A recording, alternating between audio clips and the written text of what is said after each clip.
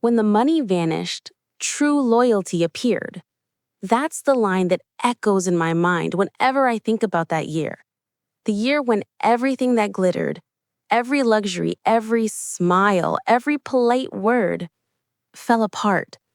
And what remained was the truth. Not the kind that comforts you, but the kind that burns through every illusion you thought was real. I didn't marry into wealth for comfort. I married Daniel because he made me laugh, because he saw me when no one else did, because he believed in small things like late night ramen and cheap candles and love that didn't need to be expensive. But when you marry into a family that measures worth in car brands and vacations, love alone starts to feel too fragile to defend. Daniel's parents were charming, the kind of people who knew exactly how to insult you without raising their voice. Every dinner was a quiet battlefield dressed in silverware.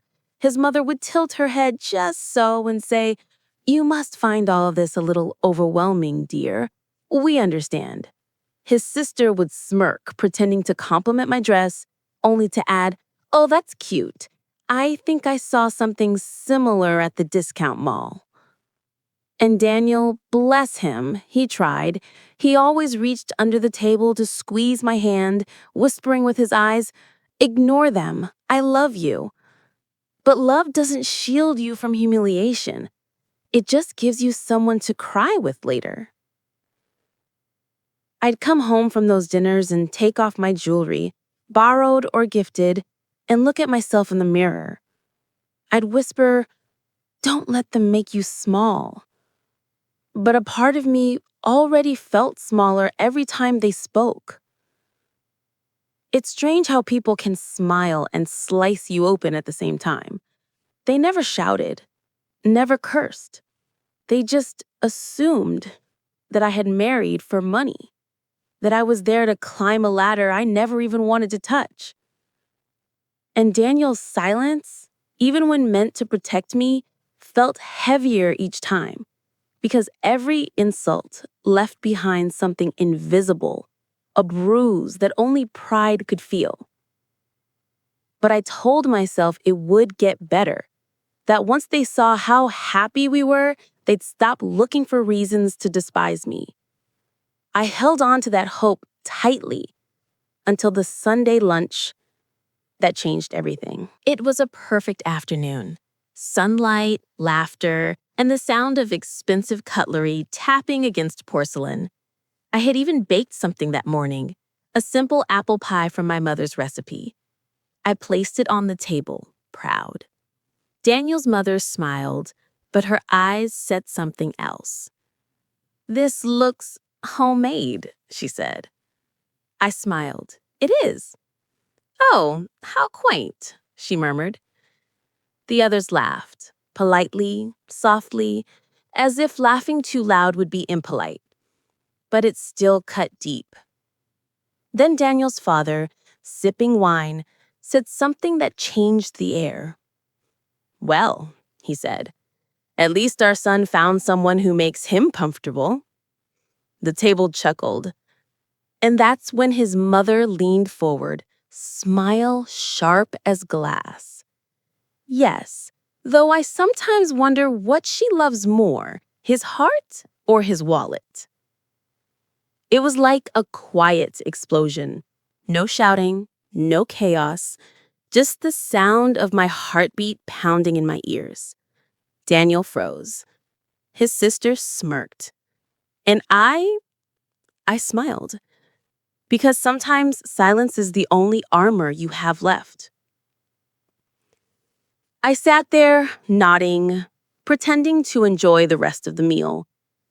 Every word after that felt distant.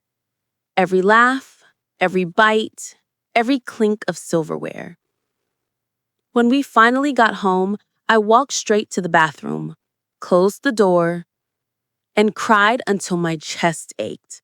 Not because they insulted me, I was used to that, but because I saw Daniel's face full of guilt he didn't deserve. He hugged me later and said, I'll prove them wrong. I'll make them respect you. But that wasn't what I wanted. I didn't want him to prove anything. I just wanted peace. I wanted love that didn't have to pass someone else's test. Still, I said nothing. Because sometimes silence feels safer than confrontation. But that silence turned into something else: determination.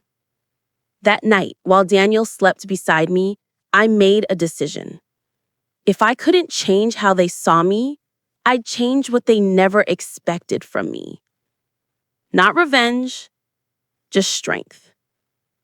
Quiet, steady strength. Daniel worked hard, harder than anyone I knew. He was a designer, creative, passionate, but sometimes too kind for a world that paid late and demanded perfection. He ran a small studio, freelancing for brands that promised a lot and delivered little. We weren't struggling, but we were never stable either. So I started saving, quietly. Every month, I set aside what little I could. From grocery money, from odd jobs, from skipping small luxuries. Sometimes I told Daniel I bought something new when I hadn't. I just needed a reason to move that money somewhere safe, somewhere ours. It wasn't about hiding, it was about preparing.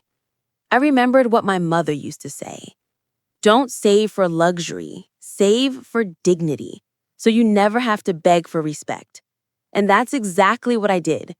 While Daniel focused on clients and projects, I started learning business basics, marketing, budgeting.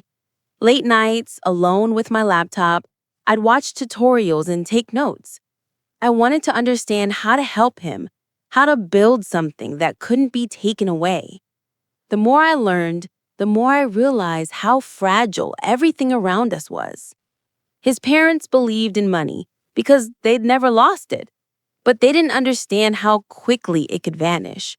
And when it did, I wanted to be ready. There's a quiet power in a plan no one sees.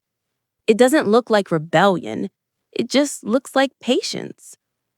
Little did I know, patience was about to be tested in ways I never imagined. It was a Thursday.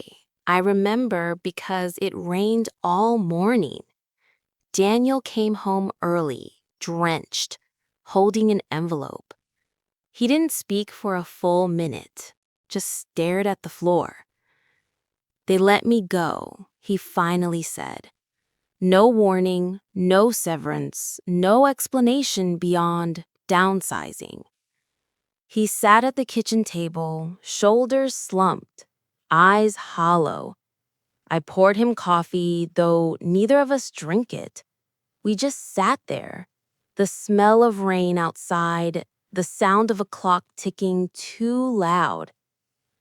I wanted to fix it, to say something comforting, but sometimes comfort feels like a lie.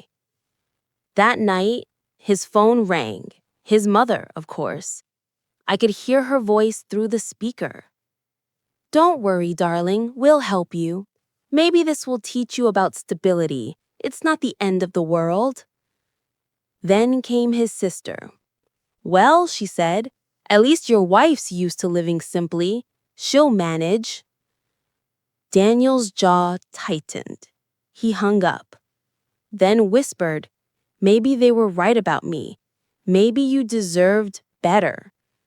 And that's when I opened the drawer, the one where I'd kept every small note, every dollar I'd saved. I placed the envelope in front of him. He looked confused. "What's this?" "Our safety," I said. "Our new beginning." He opened it. His eyes widened as he realized what it was. Months of saving. Enough to rebuild. Enough to stand again. He didn't speak. He just cried. Not from shame, but from love. In that moment, I didn't feel like a gold digger. I felt like a woman digging us out of the grave his family had already buried us in. The next morning felt different. The air was cold, but lighter somehow, like the silence after a storm. Daniel woke up early, made coffee for both of us, and said quietly, "I don't know what to say." He didn't have to. We started over, quietly, without making announcements or grand promises. He spent days redesigning his portfolio, reaching out to old contacts. I researched small business grants, online stores, and how to turn design work into something more sustainable. We turned our living room into an office. Two mismatched desks, an old lamp, stacks of notebooks. Our new beginning looked humble, but it was ours. Every day, Daniel looked a little stronger, less broken, more determined. There were no luxury dinners, no fine wine, no laughter echoing from glass walls. Just two people, side by side, creating something out of loss. His family didn't visit. At first, I thought that was good, peace at last. But silence from people who once judged you can still feel heavy. It's strange how you can miss people who never treated you kindly. Then again, maybe I didn't miss them.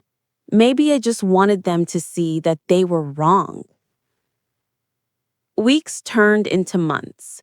We survived on small freelance gigs. He designed logos and brand kits. I handled clients and social media. Together, we built something we called True Line Studio, a name that meant honesty in design and life. When our first big client came through, we celebrated with cheap champagne and pizza. We laughed until we cried, not because of success, but because of how far we'd fallen and climbed again. Still, deep down, I knew his family would find out. They always did. And I wasn't sure what would hurt more, their silence or their pity. Then, one Sunday afternoon, they called. Daniel's mother invited us for dinner. Her tone was polite, almost too polite. I said yes, not because I wanted to go, but because I needed to see if anything had changed, if we had changed. The same house, the same long table, the same polished plates, but everything felt different. This time, we didn't come in as outsiders. We walked in as equals, even if they didn't know it yet. His mother greeted us with that perfect, practiced smile. "Oh, it's been so long," she said, pretending warmth. His father nodded stiffly. His sister barely looked up from her phone. The meal started slow. Small talk, laughter that didn't reach anyone's eyes. Then came the question I'd been waiting for. "So," his father said, slicing his steak, "how are things financially?" Daniel smiled faintly. "We're doing fine. We started our own studio. Clients are steady." His mother looked surprised. "Oh, that's wonderful. I didn't realize you were still working in design after what happened." He nodded. "We didn't stop. We rebuilt." Her fork froze midair. His sister rolled her eyes. "Cute. A little husband and wife business. That must be cozy." I looked straight at her and smiled. "It is. Cozy and profitable. We've already landed 3 contracts this quarter." The table went quiet. For the first time, I didn't shrink. I didn't hide behind politeness or fear. I met their eyes with calm confidence. Daniel reached for my hand under the table. But this time, it wasn't reassurance. It was pride. His father cleared his throat. "Well, that's good to hear. You've proven us wrong, I suppose." "No," I said softly. "We didn't prove you wrong. We proved ourselves right." Silence. Then Daniel's mother said something I never expected. "I owe you an apology." Her voice trembled slightly.